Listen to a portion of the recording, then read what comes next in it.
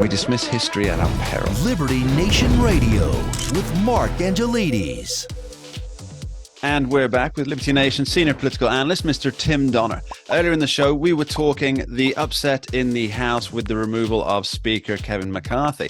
But now I want to move on to the upcoming November GOP third debate. Now, Tim, you've been watching the debate so far. You've provided your analysis on the pages of libertynation.com. What do you predict for the third GOP debate? I predict it will be dramatically overshadowed by the fourth debate of the season, which will match one of the Republicans against the shadow candidate of the Democrats. Right. So Ron DeSantis versus Governor Newsom. Yeah. Gavin Newsom. These are the bookends of American politics, California and Florida. What many would describe as far left and far right, and what many people could rightly predict is a preview of the 2028 presidential race, because DeSantis may have been brought low by Trump this time around, but I don't think that disqualifies him to be taken seriously in 2028. But in terms of your actual question, which is the third official grand old party debate, look, it's narrowing more and more. It went from 8 in the first debate to 7. Somehow, among the 7 candidates was still Doug Burgum, who actually I thought made a couple of decent statements. But he was channeling his inner Scorsese. Yes. let's don't get me off point, please. But so it will narrow even further, because instead of needing to have 2% showing in certain polls, as in the first debate, or 3% like in the second debate this time, they'll have to hit a 4% marker on a few different indicators, shall we say, in polling, in both nationally and in states, early states. Yeah, so it's an and/or. It's 4% in either 4% national, or 4% national, 4% early voting states, and there's that 70,000 donor thing as well. Let's not forget that. Yes, well, the donors, but again, that became frankly a joke, because Doug Burgum unleashed the $1 donation in return for a $19 gift card. So basically, Burgum within the rules. It was a smart move. I mean, that's a guy thinking outside of the box, as they say. That's true, but all it did was include somebody in the first 2 debates who just took time away from the candidates who actually have a chance. So who will that leave us with, Tim, for the third debate, realistically? Let's say that Burgum drops out. Christie will not drop out, because he still polls at near double digits in New Hampshire, right, and on near 0 everywhere else. But that's one of the qualifying factors, because he's put his entire campaign in New Hampshire cleverly, knowing that by just getting 4, 5, 6, 7, 8% in New Hampshire, he'll be included in every debate. So it's actually a smart political strategy on his part, but at the same time, ultimately so cynical, because he knows he has no chance, because he has no organization outside of New Hampshire, because he has no money, because people know he has no chance.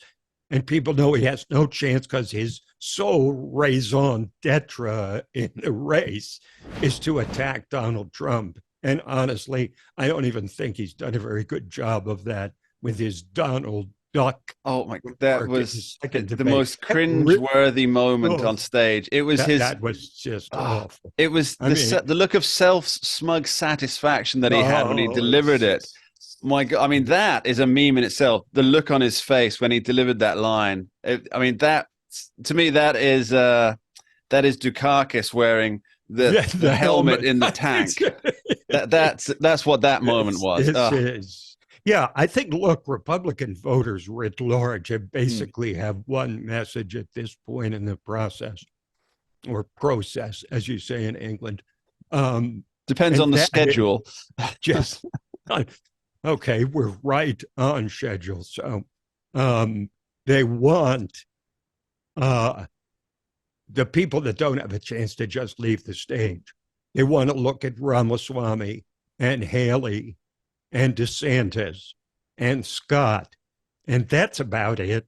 Yeah, Pence probably will eke his way in, barely making the threshold, even though there's really no basis for his candidacy, considering a big part of the basis is we did so much during the Trump administration. Yeah, who's that we? He's running against the guy who did all this. So it's obviously some manner of revenge candidacy, just like Christie. So that's what people want. They want them to leave the stage.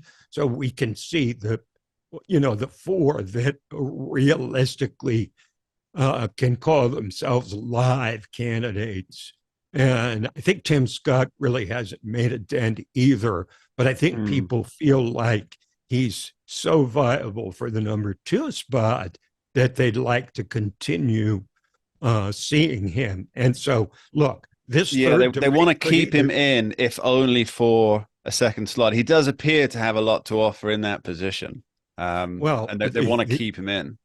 The third debate will essentially either be meaningful in the sense that somebody breaks through as the most likely to be selected by Donald Trump for vice president, or it becomes utterly meaningless because Trump is certain to win the nomination and not pick any of those candidates anyway for his ticket. He may have someone completely different in mind. Who knows?